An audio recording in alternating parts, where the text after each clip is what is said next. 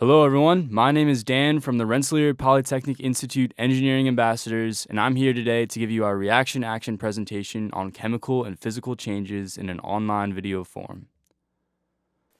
The main ideas we're going to go over in this video are how atoms, the building blocks of all matter, are at the center of all chemical reactions. Next, we'll go over what a chemical reaction is and how you can tell whether or not a change is chemical or physical. We'll also talk about the applications of chemical reactions in engineering. Finally, we'll see some actual reactions throughout the video. Atoms are the basic unit of everything in the universe. Everything from your shoes to the chair you're sitting in to your computer to the sun is made of atoms. They are very small, and millions of atoms can fit in the tip of your pencil. To put this in perspective, we can think of an atom as a Lego. You can use these Lego pieces to put together a whole bunch of things, such as a Lego house or a Lego person. This is exactly how atoms come together to build matter, and matter is everything around you. You, me, your classroom, it's all made of matter. The structure of the atom is simple. It is made of three particles called protons, neutrons, and electrons. On the screen here, we have a single atom. Around the outside, there are three black circles. These are the electrons. They orbit around the outside of the atom. Next, we have the protons. These are on the red circles on the inside of the atom, or within the nucleus. The nucleus is the inner part that contains the blue and red circles. Lastly, we have the neutrons, which are the blue circles inside the nucleus. The protons have a positive charge, and the electrons have a negative charge. The neutrons are neutral, and therefore do not have a charge.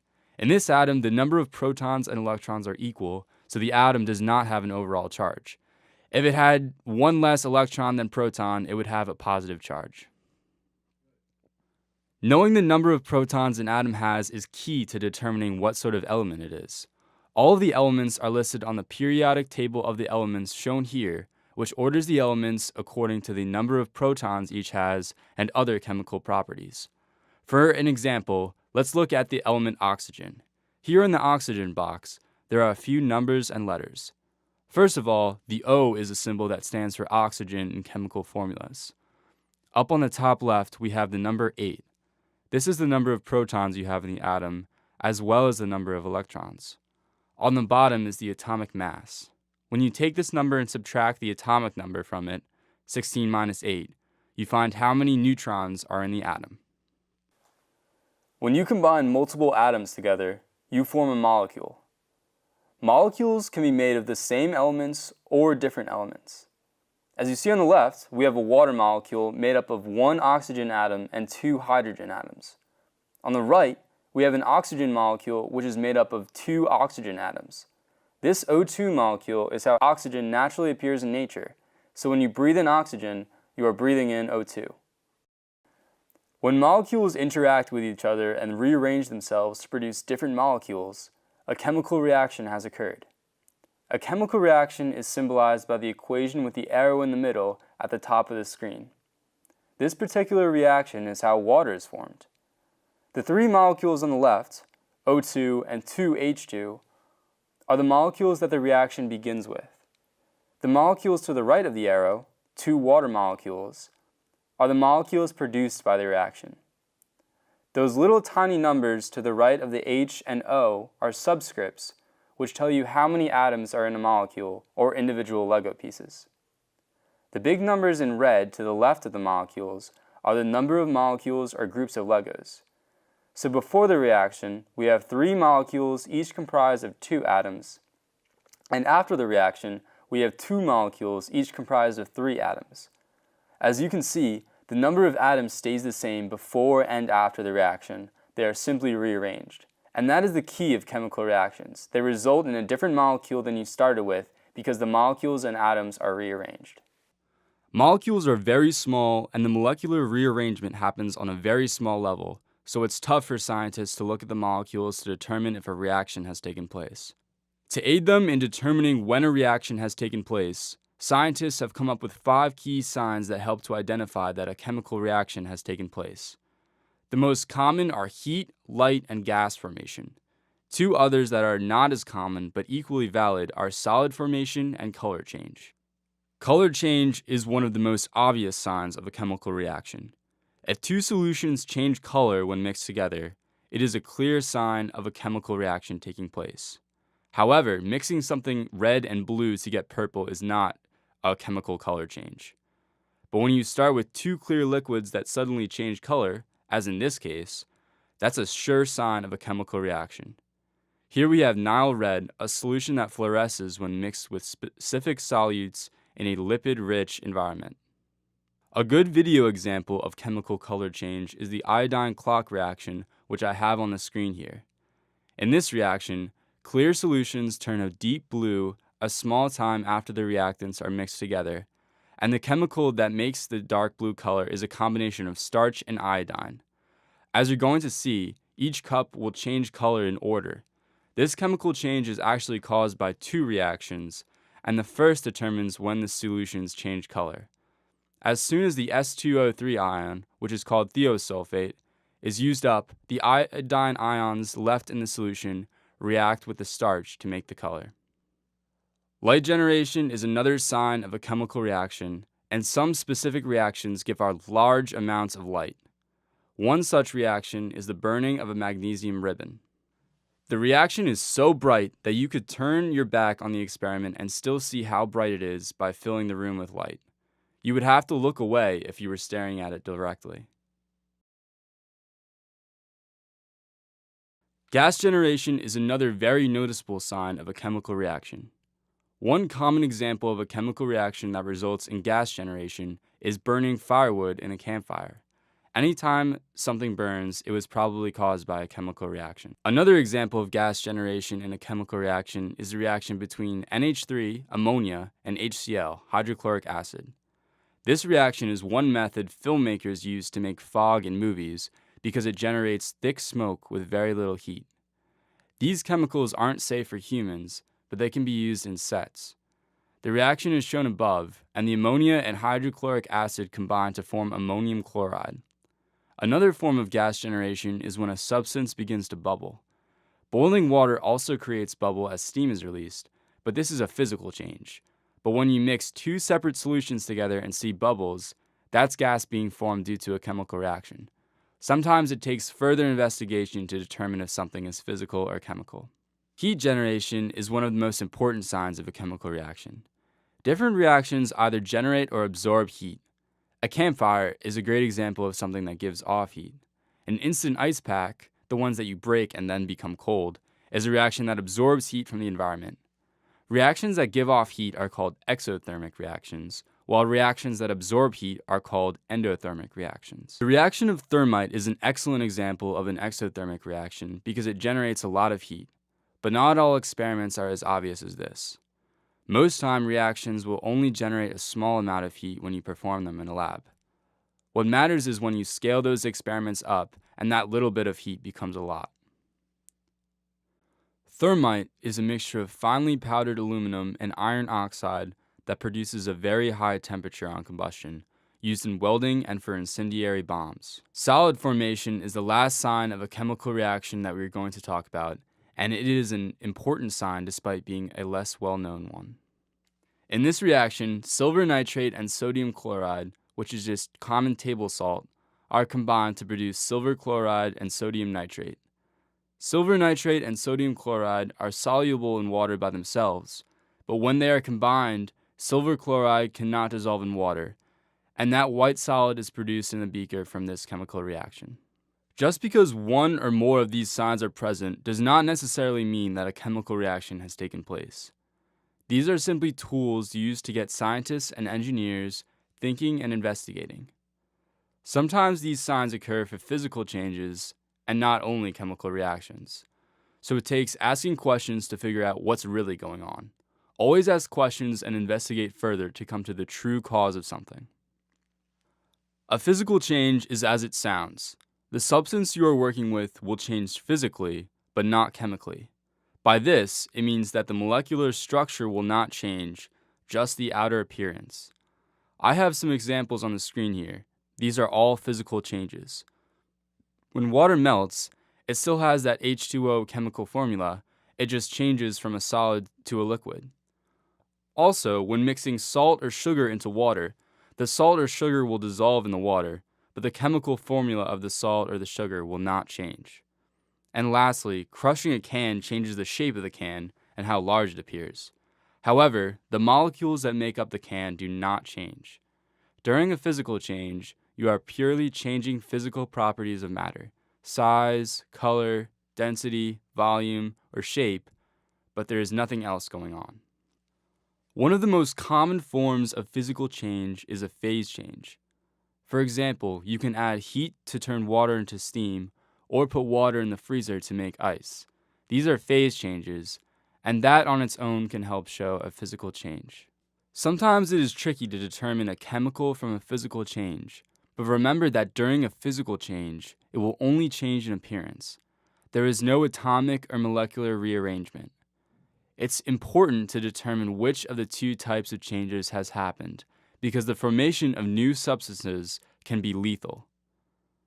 Chemical changes occur when we want them to or not. Now we're going to do a series of demonstrations with 2 experiments in each demonstration, and you're going to have to decide which is a chemical change and which is a physical change. I'll also tell you exactly what you need for each in case you want to do these experiments on your own. In the first demonstration, I will add Alka-Seltzer and dry ice to water in 2 different containers. I want you to think about the 5 ways you can tell if a change is a chemical reaction and decide which is the chemical change and which is the physical change. So before I go into our first demonstration, I just want to go over a few safety things. So whenever you're working with chemicals or materials you don't really know anything about, you should probably use gloves and safety goggles just to be safe. Your eyes are very sensitive, and just a little bit of exposure can damage them permanently. So it's very important you wear goggles and gloves. Nothing we're going to be using today is very hazardous, but this is just a safety precaution. So for our first demonstration, I'm going to put Alka-Seltzer into water in this cup and then dry ice into water in this cup. And you're going to remember the 5 signs we talked about, how you can tell if a change is chemical or physical, and then think about what you see here and try to determine which is the chemical change and which is the physical change. So I have here Alka-Seltzer, which is just cold medicine, and I'm going to drop a single tablet of it into the water. And you can see here there's some bubbles coming up, and these bubbles are the sign that gas is being formed due to this Alka-Seltzer. So if you remember, gas formation is one of the 5 signs that a chemical reaction has occurred. So think about that. Now I'm going to add the dry ice to the water. And so if you're following along with these demonstrations, this may be the one experiment that you can't complete because dry ice is somewhat difficult to come by. But if you do manage to get some dry ice, make sure you are wearing gloves like I talked about earlier, because dry ice is very, very cold, and it's actually so cold that it can burn your skin. So you want to make sure that you have the proper safety equipment on. So I'm going to drop it into the water, and immediately you can see a ton of gases being formed, even much more so than the Alka-Seltzer. So both of these demonstrations showed signs of gas formation. So take a second and think about which one is the physical change and which one is the chemical reaction, and then we'll show the answer in the next slides. Adding Alka-Seltzer to water forms a new product. That's why it's used in your body to help your stomach. It's a chemical reaction. Dry ice is made out of carbon dioxide that is just really cold and in solid form. Putting it in water makes it quickly go from a solid to a gas, called sublimation, which is a phase change. As we know, that means that it is a physical change. Solid CO2 is produced by pressurizing and cooling the gaseous form of CO2 that is all around us in the atmosphere. But during the process of putting dry ice in water, you start and end with the same molecule, CO2, or carbon dioxide. If you noticed, both of these reactions produce gas bubbles. However, one was from a phase change and one was from a chemical reaction. As I said before, those 5 rules are not steadfast, and it takes a lot of investigation and insight to find out what's truly happening. In the next demonstration, I will add hydrogen peroxide to potassium iodide and a little bit of soap in a graduated cylinder, and then food coloring to water in another container. And I want you to again decide which is the chemical reaction and which is the physical reaction. In this next set of demonstrations, I'm going to combine food coloring and water in this cup, and then potassium iodide, hydrogen peroxide, and a little bit of dish soap to make something called elephant's toothpaste. So for the first experiment, I'm going to drop some blue food coloring in this water here. And you see immediately the water turns color. And if you remember, one of the signs of a chemical reaction is color change.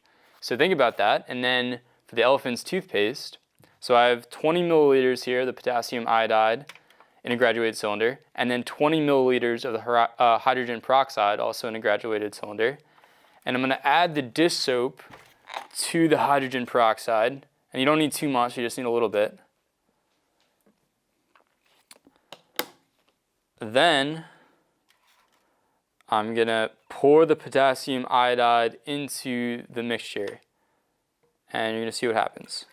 And this may take a little bit to fully develop, but you're going to see a clear change here.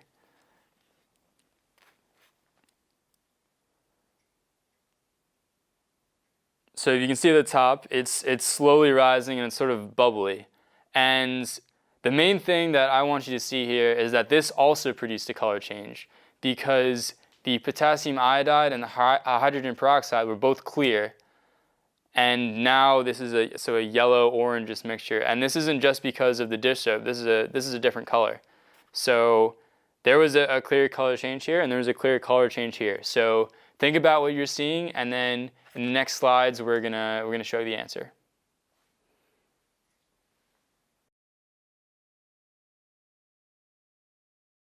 Elephant's toothpaste was a chemical reaction.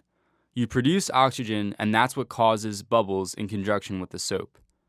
The color change is from a side reaction that occurs with iodine. It turns yellow when oxidized. The color change that happened when I added the food coloring to water was a physical change, not a chemical one. The food coloring simply dispersed into the water, and it stayed the same color.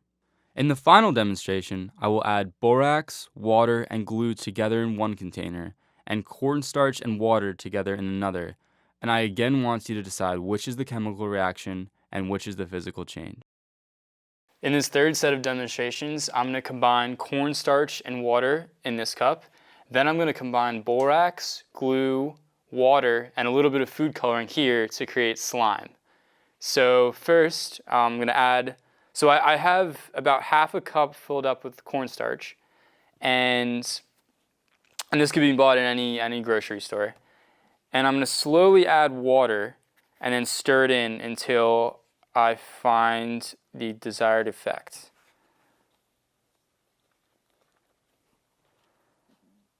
So when you're adding the water and you're stirring, it should get thicker and thicker, but it also should be a little bit liquidy. So I think this is just right. So what we have here is called a non-Newtonian fluid. So as I'm stirring through it, it's actually very thick, but when I remove the screwdriver, it behaves like a liquid almost. It's flowing. And this is what a non-Newtonian fluid means. So a Newtonian fluid is something like water, which behaves like a normal liquid. And a non-Newtonian fluid would be something like ketchup or peanut butter, where it's very thick and it doesn't really flow as well. And so adding water to cornstarch makes this non-Newtonian fluid.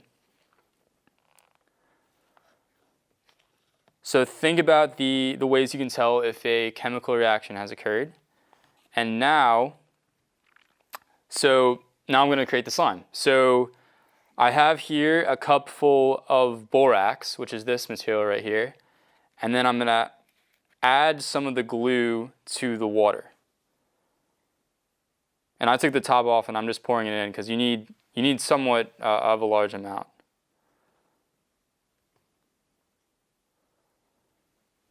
And after I've added the right amount, I'm going to put some green food coloring into the water and the glue just for effect.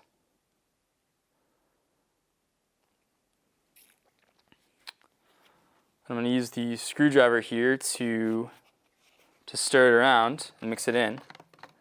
And this works better if it's well stirred.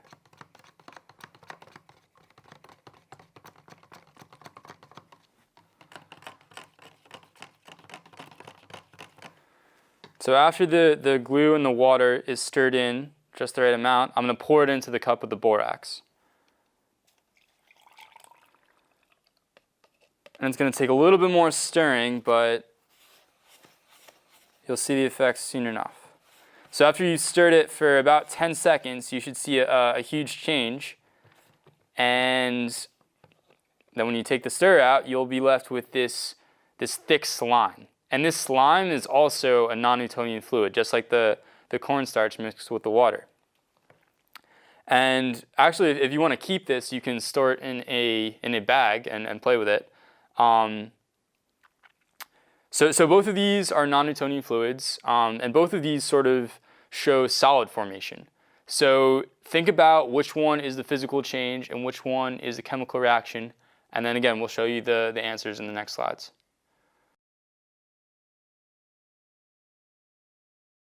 The slime is a chemical reaction. You start with linear chains of carbon in the glue, and then borax comes in and cross-links the polymers, making a new type of plastic. This will harden over time if exposed to air for too long, so if you make this at home, be careful where you keep it. Adding cornstarch to water creates a new state of matter. It acts like a solid and a liquid because it is made up of solid particles suspended in water, and scientists call this a colloid. It also behaves much differently than most solids and liquids, and scientists classify the cornstarch-water mixture as a non-Newtonian fluid. Newtonian fluids, like water, will splash and deform when you hit it with your finger, but non-Newtonian fluids will become more rigid and act like a solid when you apply pressure. There are many different disciplines within engineering, and each of them needs to understand chemical reactions. Biomedical engineers can use their knowledge of reactions to develop new medications. The wrong reactions could be very dangerous to a patient, but a successfully engineered drug can help in many different ways. They must also test how materials react inside the body so that they can be used for things like knee and hip replacements. A replacement would be no good if it started to dissolve in the human body or if the immune system attacked it. Chemical engineers have to understand how to take a small reaction and make that into a process in industry. There's a lot of things that can happen on a small scale in a reaction, like heat exchange, that can be a problem when they are produced in a factory. Civil engineers are responsible for building bridges and other important structures. When engineers build structures, they need to know how they will react with the environment and how they will hold up. Civil engineers must factor in reactions that cause rusting and erosion in their structures to the designs they create. Getting it wrong can cause structures to fail, which could have disastrous consequences. Rust is a very common chemical reaction that can break down iron materials that make up the structures we use for infrastructure. Another common example of corrosion is the Statue of Liberty turning green over time due to oxidation. Environmental engineers use reactions to help protect the environment. Some reactions can be very dangerous to the environment and cause pollution to local water sources. Water treatment facilities dealing with cleaning runoff from our sinks. They have to understand what types of chemical reactions are safe to use to clean the water that we use and then return clean water to the water cycle. Aeronautical engineers design rockets and spaceships. Rockets propel into space using a type of reaction called combustion. It is important for aeronautical engineers to understand chemical reactions in order to control the rocket's flight. Now we're going to do another activity where we make a small rocket. Instead of a combustion reaction, though, we're going to use something a little less explosive. Just to review, the 5 signs of a chemical reaction we talked about were heat generation, light generation, solid formation, color change, and gas formation. For this activity, we're going to look specifically at gas formation. When you put substances together in a closed chamber to produce a reaction that generates gas, the pressure will build up and up until it finally pushes out. When the gas pushes down, the rocket is going to go up, and this is what we'll show in the demonstration. We want you to be able to do this experiment at home, so we'll tell you exactly what you need and the steps to perform the experiment. Remember this chemical reaction? What happened chemically when we put Alka-Seltzer with water?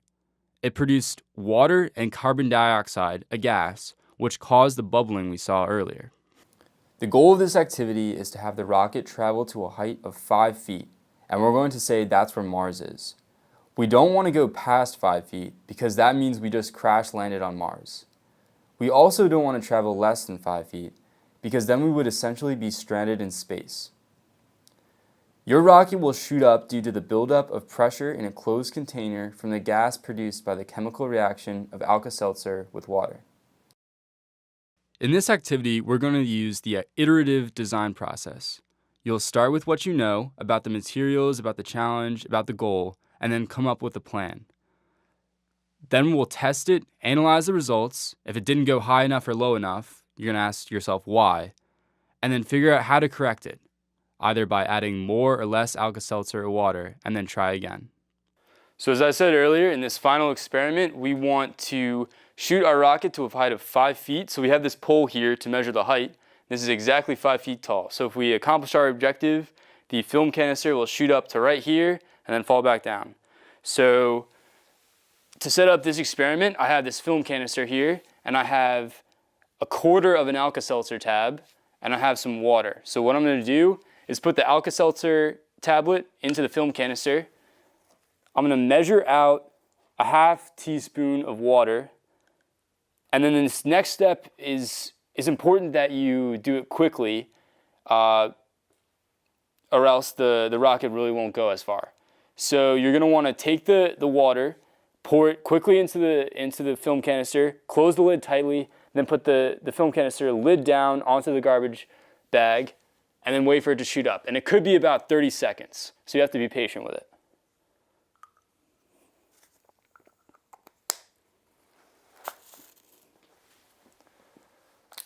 You also might want to stand away so you don't get hit in the face. So that time the film canister went a little bit higher than 5 feet. So for the next trial, we want to put probably a little bit less water in so it has a little bit less fuel and it goes a little lower. So when you're doing this experiment at home, you probably want to record the amount of water that you put in the film canister for each trial so that you can get a more accurate picture of where your film canister is going to go. And this again is the iterative design process. When you try this out on your own, use a table like this to record the amount of water and Alka-Seltzer you put in each canister and how high your rocket went. This will allow you to use the iterative design process to improve your design, so by the third or fourth go, you should be able to hit the 5 feet mark pretty consistently. This brings us to the end of the video, so thanks so much for watching, and I hope you try out some of the demonstrations we showed you in the video at home. Be sure to check out more of our online content at www.rpieareach.com, and see you next time.